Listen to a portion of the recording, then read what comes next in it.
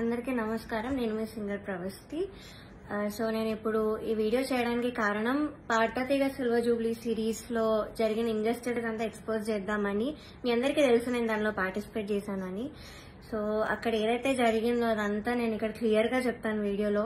Stories పెట్టాను, చాలా మంది థౌజండ్స్ ఆఫ్ రిప్లైస్ వచ్చాయి స్టోరీకి ఏం జరిగింది అని. సో దీనిలో అంతా నేను క్లియర్ గా ఎక్స్ప్లెయిన్ చేస్తాను. మిస్ అవ్వకుండా లాస్ట్ వరకు ఈ వీడియోని చూడండి. సో ఈ వీడియో చేద్దాం అనుకునే ముందు చాలా మంది ఆపడానికి వచ్చారు నన్ను ఈ ఫీల్డ్, మ్యూజిక్ ఫీల్డ్ నుంచి. బికాజ్ నీ కెరియర్ ఎఫెక్ట్ అవుతుంది, నీకు మంచి ఫ్యూచర్ ఉంది, ఎందుకు పాడు చేసుకుంటున్నాను చాలా మంది ఆపడానికి ట్రై చేశారు. కానీ నేను ఇంకా డిసైడ్ అయ్యాను నాకు మ్యూజిక్ ఫీల్డ్ కి సంబంధం ఉండదు అని. బికాజ్ ఇంత ఇంజస్టిస్ జరిగేటప్పుడు నాకు ఉండాలని లేదు. పాడతీగ రియాలిటీ షోస్ అనే కాదు, దాని బయట కూడా చాలా జరుగుతున్నాయి. I make a different video for that. కానీ ఈ వీడియో మాత్రం ఓన్లీ ఫర్ పాడతీగ. సో నేను డిసైడ్ అయింది అందుకే. చాలా ఇంజస్టిస్ జరుగుతుంది అండ్ ఎవరు కూడా nobody should suffer all that. అందుకే నేను ఈ వీడియో చేస్తున్నాను. ఆల్సో చాలా మంది అడిగారు అసలు ఈ సీజన్ కి ఎందుకు వెళ్ళావు, అసలు మళ్ళీ ఎందుకు వెళ్ళావు పాడతీగకి, సూపర్ సింగర్ లో విన్నర్ అయ్యావు కదా అని చాలా మంది పెట్టారు. ద రీజన్ ఇస్ యాక్చువల్లీ నేను 2017 లో ఎస్పీబీ సార్ ఉన్నప్పుడు పాడాను. చాలా చాలా బాగా జరిగింది ఆ సీజన్. అసలు ఎలాంటి ట్రామాటిక్ ఎక్స్పీరియన్స్ అవ్వలేదు, చాలా హ్యాపీగా సాగిపోయిన సీజన్ అంతా కూడా. అప్పుడు డైరెక్టర్ శాస్త్రి అంకుల్ ఉండేవాళ్ళు అండ్ ప్రొడక్షన్ హౌస్ కూడా డిఫరెంట్ ఉండేది అప్పట్లో, ఇప్పుడున్న ప్రొడక్షన్ కాదు. సో అది చాలా పీస్ఫుల్ గా చాలా బాగా జరిగింది ఫైనల్స్ వరకు కూడా. అండ్ నాకైతే చాలా ఐ లెర్న్ సో మచ్ ఆ సీజన్ లో, చాలా బాగుండింది. సో అదే ఎక్స్పెక్టేషన్ తో ఈ సీజన్ కి వచ్చాను. ఆల్సో ఎక్స్పోజర్ వస్తుంది కదా అని. సూపర్ సింగర్ విన్నాక నాకు అంత ఆపర్చునిటీస్ ఏం రాలేదు. సో దీనిలో చేస్తే వస్తుంది కదా, ఎక్స్పోజర్ ఉంటుంది కదా అని ఒక థాట్ తో వచ్చాను. అండ్ దానిలో తప్పేం లేదు కదా. సో ఆ ఒక్క థాట్ తోనే నేను ఈ సీజన్ కి వచ్చాను. కానీ అంత ఆపోజిట్ జరిగింది. సో మొన్న థర్డ్ స్కెడ్యూల్ షూట్ అయింది. టాప్ 12 లో నన్ను ఎలిమినేట్ చేశారు. యాక్చువల్లీ ఫస్ట్ స్కెడ్యూల్ నుంచి కూడా చాలా జరిగాయి. అప్పుడే నేను క్విట్ అవుదాం అనుకున్నాను, బట్ కాంట్రాక్ట్ సైన్ చేశాను. So I had no option. మీరు అనుకోవచ్చు ఎలిమినేట్ అయింది కాబట్టి ఇదంతా ఇప్పుడు కోపంతో చెప్తుందేమో అని, కానీ కాదు. ఉన్నప్పుడు నేను చెప్పలేను, కానీ ఎలిమినేట్ చేశాక నాకు ఆ ధైర్యం వచ్చింది అంతా చెప్పడానికి. సో జడ్జెస్ గురించి కానీ అక్కడ ఆ ప్రొడక్షన్ వాళ్ళు ఎలా ట్రీట్ చేశారని కానీ నేను అంతా దీనిలో బయట పెడతాను. సో నేను ఒక గుడ్ థింగ్ తో స్టార్ట్ చేస్తాను. పాడతీగలో ఒక good thing orchestra. Krishna uncle వాళ్ళు ఆ సీజన్ లో ఎవరైతే ఉన్నారో వాళ్ళే ఈ సీజన్ లో కూడా ఉన్నారు. వాళ్ళు మాత్రం చాలా సపోర్ట్ చేశారు, అందరితో ఒకేలా ఉంటారు. అండ్ మెంటర్ శ్రీనివాస్ సార్, ఆయన కూడా నన్ను ఎప్పుడు కూడా you are the most talented అని మొన్న కూడా నాతో వచ్చి చెప్పారు. సో వీళ్ళిద్దరికి మాత్రం I'm very very thankful. They are my favourite people. So this is the only good thing పాడతీగ ఈ సీజన్ లో. సో ఫస్ట్ నేను జడ్జెస్ దగ్గర నుంచి స్టార్ట్ చేస్తాను. ఫస్ట్ సునీత గారు. Of course she is very beautiful. మీరు అంతే కైండ్ అని కూడా అనుకుంటారు, బట్ బ్యూటీకి కైండ్నెస్ కి ఎప్పుడు కూడా లింక్ ఉండదు. సో ఓకే, మీరు అబ్జర్వ్ చేయండి ఫస్ట్ ఎపిసోడ్ నుంచి కూడా ప్రతిసారి నేను స్టేజ్ మీదకి వచ్చిన ప్రతిసారి వాడు ఒక ఫేస్ ఇస్తారు. అది ఎవ్వరికి పెట్టరు ఆ ఫేస్, బట్ ఓన్లీ నాకు ఆ డిస్గస్టెడ్ లుక్ పెడతారు ఫేస్ మీద. ఇది యాక్చువల్లీ చాలా మంది వెల్ విషర్స్, నా ఫ్యాన్ పేజెస్ అందరూ కూడా నన్ను అడిగారు. కాబట్టి నేను స్క్రీన్ షాట్స్ పెడతాను. ఇది ఎందుకు ఇలా did something happen beyond the screen, ఏమైనా అయ్యిందా మీ ఇద్దరికి, లేకపోతే ఏమైనా గొడవ అయిందా అని ఇలా చాలా మంది అడిగారు. ఎందుకు ఆవిడ అలా ఫేస్ పెడుతున్నారు మీరు రాగానే అని. సో కానీ నేను చాలా డిఫెండ్ చేయడానికి ట్రై చేశాను. బికాజ్ నాకు అప్పుడు తెలీదు, నేను ఏదో అలా ఆలోచిస్తున్నాను, వీళ్ళందరూ అలా ఆలోచిస్తున్నారేమో అనుకున్నాను. నాకు తెలియదు అప్పట్లో, ఐ డెంట్ రియలైజ్. సో నేను డిఫెండ్ చేశాను కూడా. సో నాకు ఎప్పుడు క్లారిటీ వచ్చిందంటే అంతరామమయం పాడే ముందు సౌండ్ చెక్ అయ్యేటప్పుడు ఇన్ ఇయర్స్ పెట్టుకున్నాను. అండ్ ఆవిడ దగ్గర ఒక మైక్ ఉంది, అది ఆన్ ఉంది. అది పాపం వాడికి తెలీదు, మైక్ ఆన్ ఉంది, నేను ఇన్ ఇయర్స్ పెట్టుకున్నాను. సో కీరవాణి గారితో ఇలా చెప్తున్నారు అనమాట, ఈ అమ్మాయికి అసలు హై రేంజ్ వాయిసే కాదు, హై పిచ్ రాదు, కానీ మేనేజ్ చేసేస్తారు మీరు చూడండి, ఈ సాంగ్ లో తెలుస్తుంది చూడండి మీకు, అది ఇది అని చాలా ఎక్కిస్తున్నారు సార్ కి. And it hurt me so bad stage మీద నించున్నప్పుడు. అప్పటికి నా సెల్ఫ్ ఎస్టీమ్ ఇలా ఆల్మోస్ట్ కిందకి దిగిపోయింది.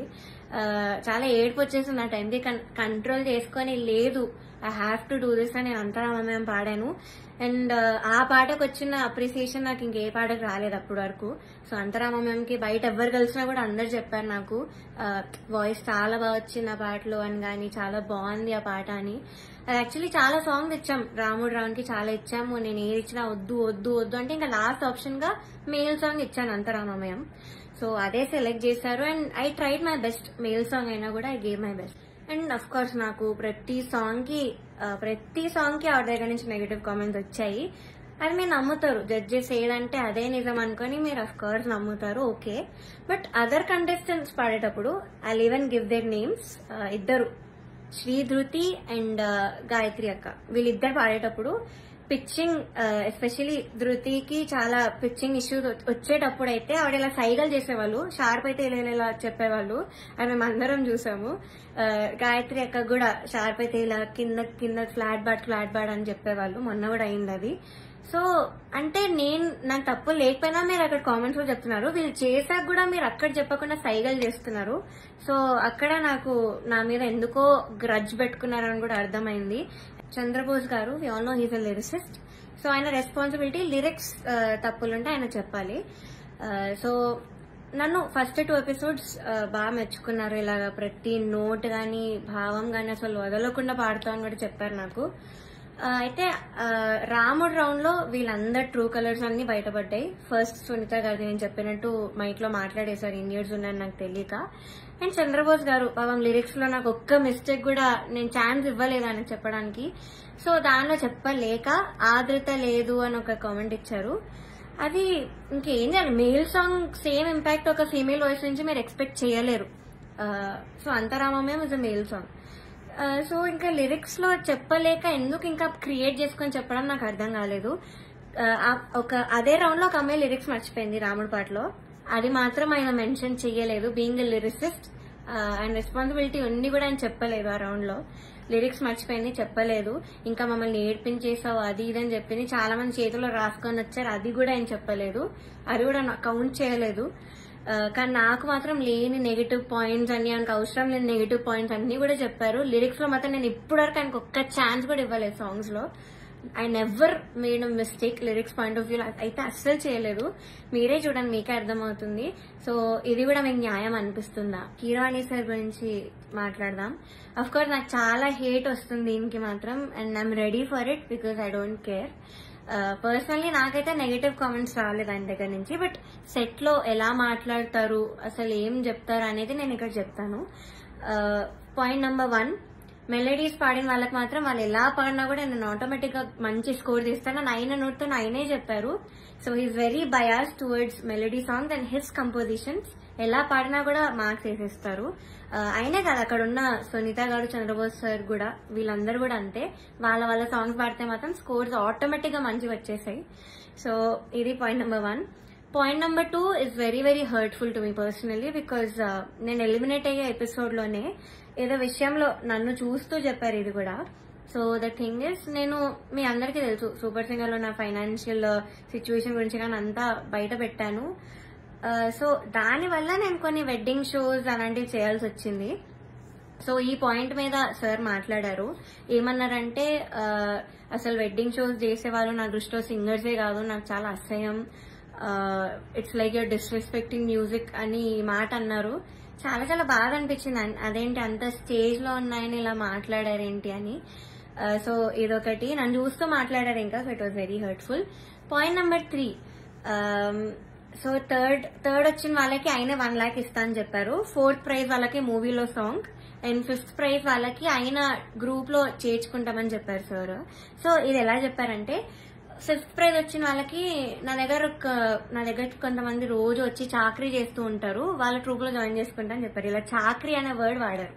అంటే ఇది డిస్రెస్పెక్ట్ఫుల్ కాదా? So this was very very bad. అంటే అలా అనకూడదు, సింగర్స్ ఇలా చాకరీ చేసిపోతారు, దానిలో మిమ్మల్ని కూడా జాయిన్ చేసుకుంటారని ఇలా అన్నారు.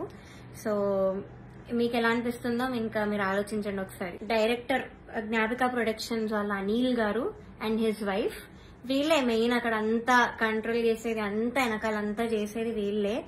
సో ఫస్ట్ పాయింట్ వచ్చేసి సాంగ్ సెలెక్షన్.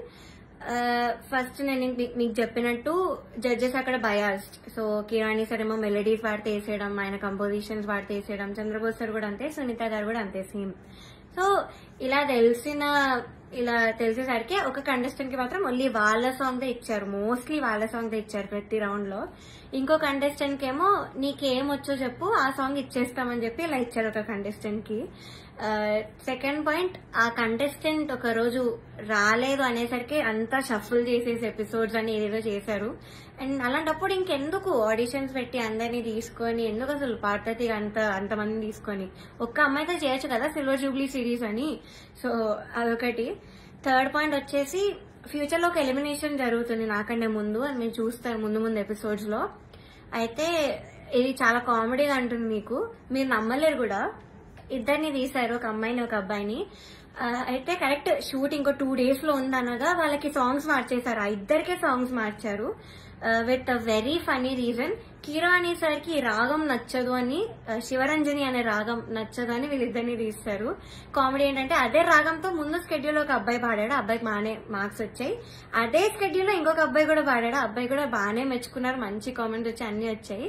బట్ వీళ్ళిద్దరికి మాత్రమే సాంగ్స్ మార్చేశారు. అయినా కూడా దీస్ టూ పాపం ఆ టైంకి నేర్చుకొని I think they did very well మార్చినా కూడా. కానీ వాళ్ళనే ఎలిమినేట్ చేశారు యాజ్ ఎక్స్పెక్ట్. నేను అప్పుడు అనుకున్నా యాక్చువల్లీ సాంగ్ ఇలా మార్చేసి అంత ఏదేదో చేస్తున్నారో, నేను అప్పుడు అనుకున్నా వీళ్ళిద్దరిని తీసే ఛాన్స్ ఉంది అని.